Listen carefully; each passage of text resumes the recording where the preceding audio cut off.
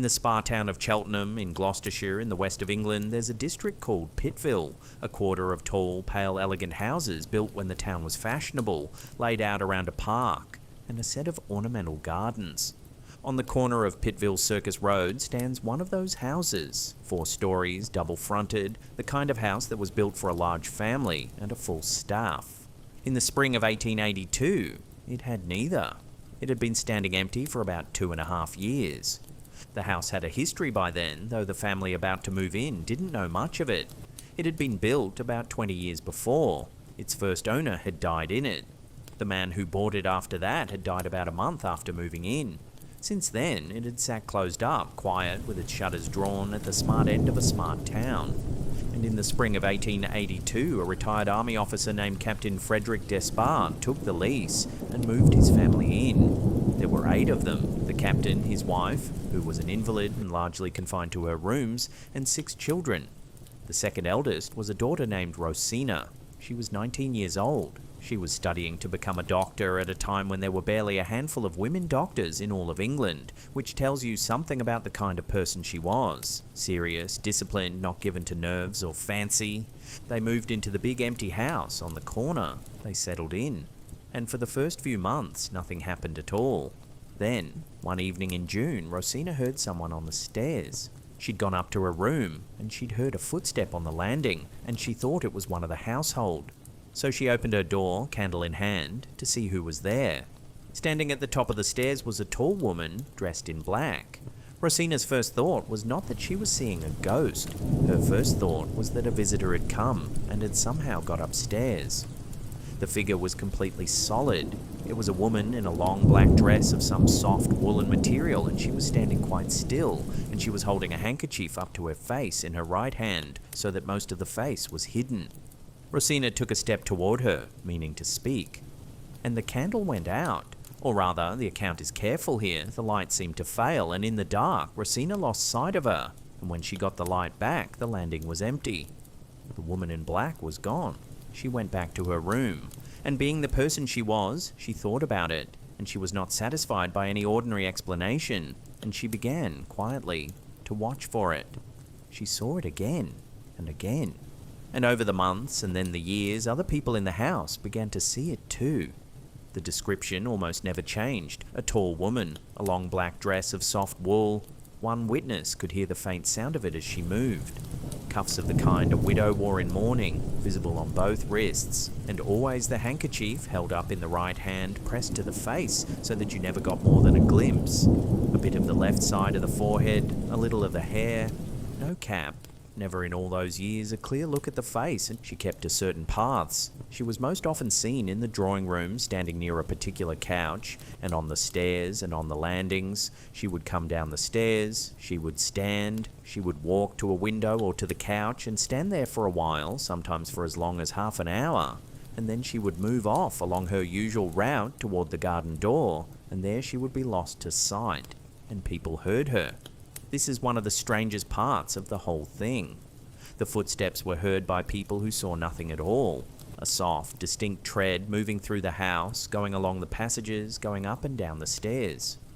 Over the years, the count that came out of that house was somewhere around 17 people who saw the woman in black, and around 20 who heard her walking. Now, most people seeing this would have fled or prayed or called somebody in.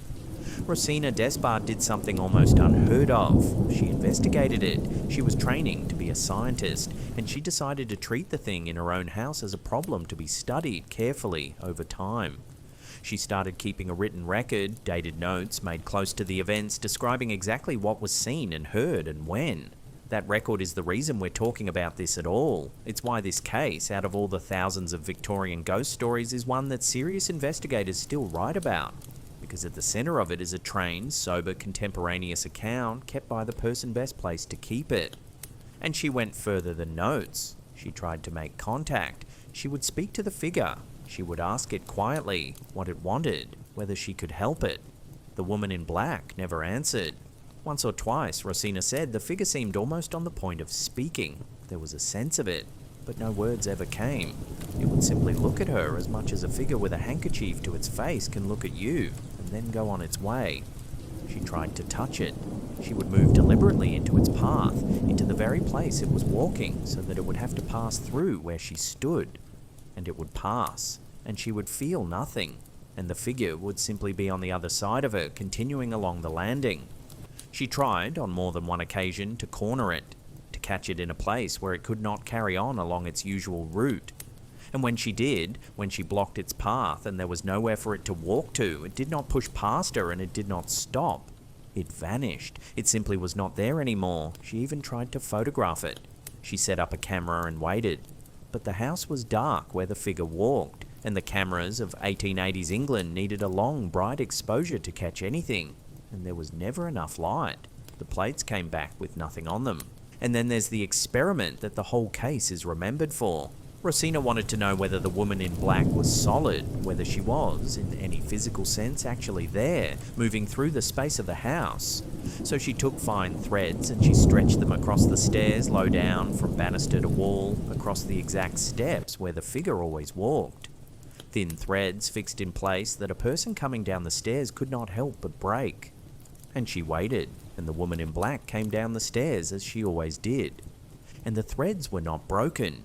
Morning after morning, Rosina found them exactly as she'd left them, stretched tight across the steps, unbroken, undisturbed.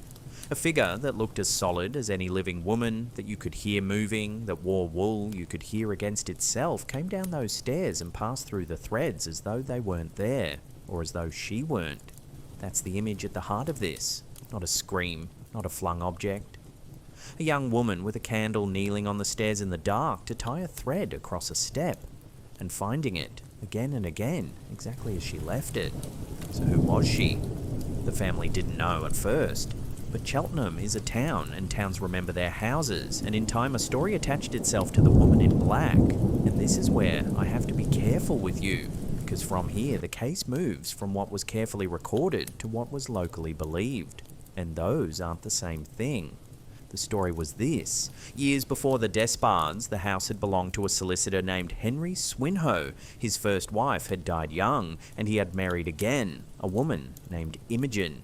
And the second marriage, by the account that went round the town, was not a happy one.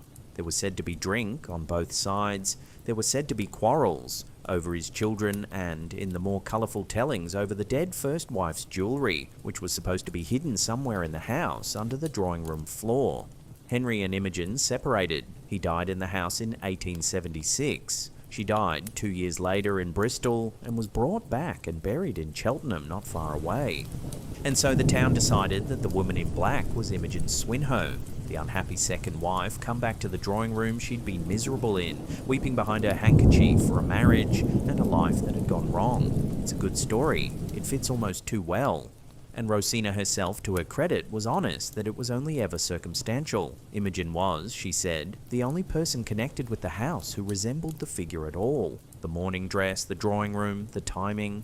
Someone thought they recognized her from a description and from a photograph of Imogen's sister. But no one who had actually known Imogen Swinhoe in life ever stood in that house, looked at the woman in black and said, yes, that's her.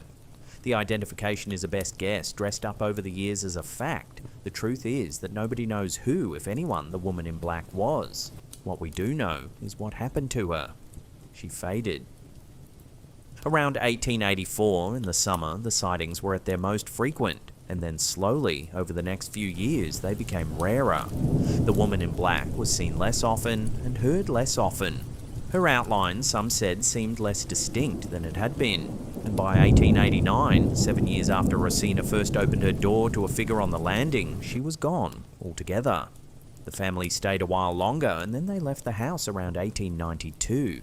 That same year, Rosina Despard wrote the whole thing up. She published it in the Journal of the Society for Psychical Research, the serious body that had been set up to study exactly this kind of thing, under a false name, Miss R. C. Morton, to protect the family and the house. It's why the case has two names to this day, the Cheltenham Ghost and the Morton case. There are a few honest ways to understand what filled that house for 7 years. The first is the one the Society took seriously, that it was a genuine apparition, that something real, if not physical, walked those stairs, and that Rosina's careful record is exactly what it looks like, the documentation of a true haunting by the best witness you could ask for. The strength of it is the sheer weight of the account, the years, the many people, the footsteps heard by those who saw nothing, the unbroken threads. The weakness is that it explains nothing about what an apparition actually is, and it rests heavily on one central, deeply involved observer. The second is that it was of the mind, that Rosina, for all her training, or perhaps because of the strain of that training kept up in a house of illness and grief, was a person prone to see such a thing, and that in a suggestible household of young siblings and servants, the seeing spread. The strength of this reading is that the figure only ever appeared inside that one house, to that one household. The weakness is that some people reported seeing the woman before anyone had told them to expect her, and the footsteps were heard independently in other rooms by people with no reason to be imagining them. And the third is the most ordinary, that at the start at least, there was a real woman, a trespasser, a neighbour, someone who wandered in through an unlocked door of a big house, that the rest grew up around a handful of real sightings over years, in a house already primed by its own sad history to expect a ghost. The strength of this reading is that everyone at first took the figure for a living person. The weakness is that no living woman walks a lived-in house for 7 years in front of 17 people, passes through threads stretched across the stairs, vanishes when she's cornered, and is never once caught. The house on Pittville Circus Road is still there. In the years since the Despards, it's been a boys' school, and then it took the name it's known by now, St. Anne's. People have gone on, here and there, reporting a tall figure on the stairs, though those later accounts are thinner and further off, and none of them come with a young woman keeping dated notes. Rosina Despard finished her studies. She became one of the first women in England to qualify as a physician, and she spent part of her career as a doctor in a women's prison. A life spent, in the end, exactly as the record of her ghost would suggest, looking at difficult things steadily and writing down what she found. She never said what the woman in black was. That's the thing to hold on to about her. She had every chance in her own published account to give it a tidy ending, to name her, to explain her, to close the case.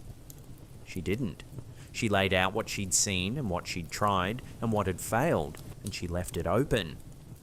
Was it Imogen Swinhoe come back to grieve in the drawing room where she'd been so unhappy?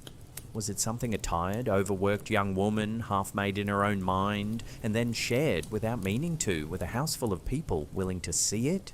Was it a real woman at the start and a story the rest of the way? Or was it exactly what it looked like to 17 people over 7 years? A woman in black, in mourning, walking the same quiet paths through a house on the corner, her face forever behind her handkerchief, going down the stairs at night through threads that never broke? She faded out of that house more than 130 years ago. The stairs are still there, the threads are long gone, and the face, in the end, was never once seen.